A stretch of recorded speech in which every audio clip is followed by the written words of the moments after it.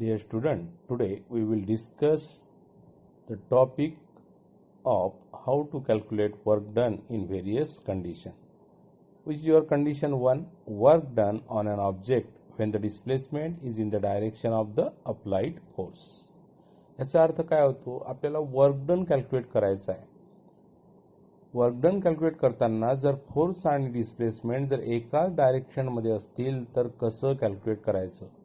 I have shown it with the help of an arrow that displacement and force are acting in the same direction. म्हणजेच अशा कंडिशनमध्ये आपण साध्या फॉर्म्युल्याद्वारे work done calculate करू शकतो. Which is that formula? W is equal to F multiplied by small s.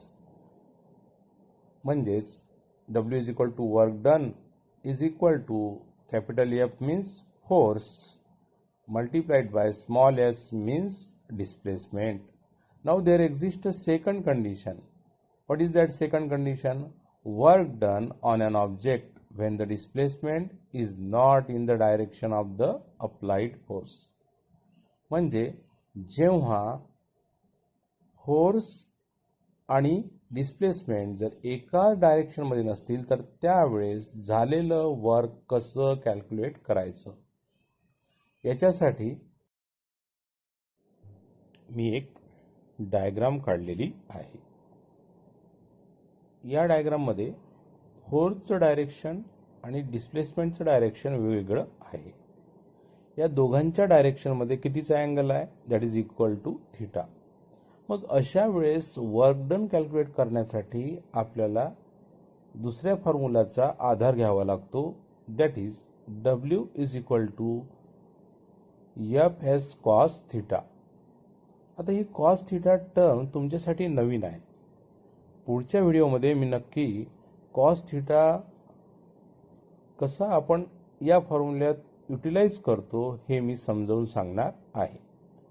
Therefore here for condition 2 if you want to calculate W is equal to F S cos theta, where F काय असतो? Force, small S काय असतो? Displacement आणि theta काय असतो? The angle between the force and displacement. Now we will discuss condition number 1. What is condition number 1? Work done on an object when the displacement is in the direction of applied force. म्हणजे अशा वेळेस आपल्याला work calculate करायचं आहे जेव्हा displacement आणि force हे एकाच दिशेने असतात. In order to understand condition 1, we have to perform Meenakshi's experiment. What is Meenakshi's experiment?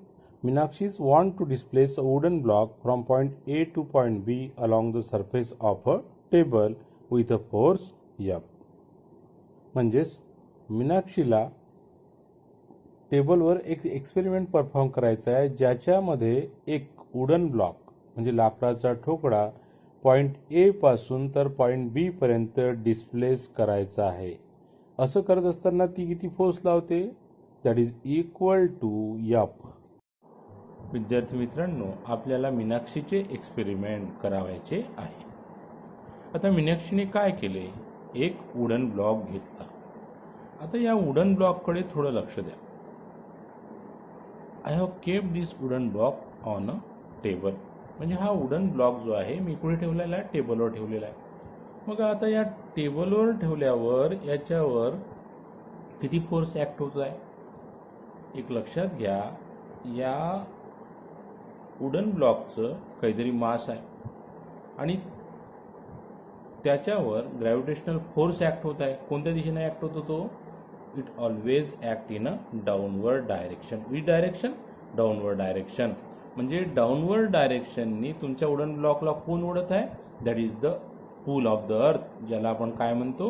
Gravitational force असे म्हणतो. आता मग हा ब्लॉक या टेबलच्या खाली का जात नाही? बिकॉज या टेबलने सुद्धा या वुडन ब्लॉकवर वरच्या दिशेने बल लावलेलं आहे. कोणत्या दिशेने? वरच्या दिशेने. We are calling this force as a reaction force. म्हणजे तुमच्या वुडन ब्लॉकच्या वरच्या दिशेने कोणतं बल लागते? रिॲक्शन फोर्स आणि खालच्या दिशेने कोणतं बल लागते, that is the gravitational force. आता मीनाक्षीला पॉइंट ए पासून काय करायचं आहे, किती फोर्स लावायचा आहे, एफ फोर्स लावायचा आहे. किती फोर्स लावायचा आहे, एफ फोर्स. आणि तिला हा लाकडी ठोकळा कुठपर्यंत पोहोचवायचा आहे, पॉइंट बी पर्यंत. आता असं करत असताना see try to apply force. किती फोर्स अप्लाय करता येते, एफ फोर्स. एफ अप्लाय केल्यामुळं मीनाक्षीचा ब्लॉक्स ए पासून कोणत्या पॉइंट पर्यंत जाणार आहे, बी पॉइंट पर्यंत पोहोचणार आहे. आता एक गोष्ट लक्षात घ्या, असं करत असताना मीनाक्षीचा सर्व फोर्स एफ या ब्लॉकला ए पासून बी पॉइंट पर्यंत ढकलण्यात गेला का, नाही. मीनाक्षीचा काही जो फोर्स होता, जेव्हा आपण याला इथून इथे डिस्प्लेस करतो तेव्हा या सरफेसमध्ये आणि ब्लॉकच्या खालच्या सरफेसमध्ये काय होतं, घर्षण होते. We are calling this as a friction. आणि हा जो सरफेस आहे खालचा, हा सरफेस या लाकडी ठोकळ्याला समोर जाण्यास काय करतो, विरोध करतो. That is the frictional force. म्हणजे मीनाक्षीला जर पॉइंट ए पासून पॉइंट बी पर्यंत जर हा पॉइंट ए पासून पॉइंट बी पर्यंत जर हा ठोकळा ढकलायचा असेल तर तिला पहिले फ्रिक्शन फोर्सवर काय करावे लागेल, मात करावी लागेल.